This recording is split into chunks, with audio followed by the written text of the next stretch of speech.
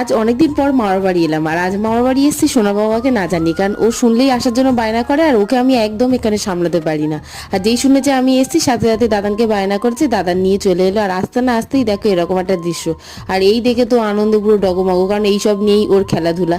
তারপরে দেখলাম শীতে সোয়েটার টুপি আনিনি, বাপিকে বললাম সাইকেলে করে একটু নিয়ে চলো, ওর জন্য সোয়েটারগুলো নিয়ে আসি। তো নিয়ে এসে দেখি না এখানে কচি বিবি ওকে ম্যাগি খাওয়াচ্ছে, আর ও বসে বসে খাচ্ছে আর গল্প করছে। আর বড় বিবির সাথে মানে পুচু বিবির সাথে এইসব খেলা হচ্ছে।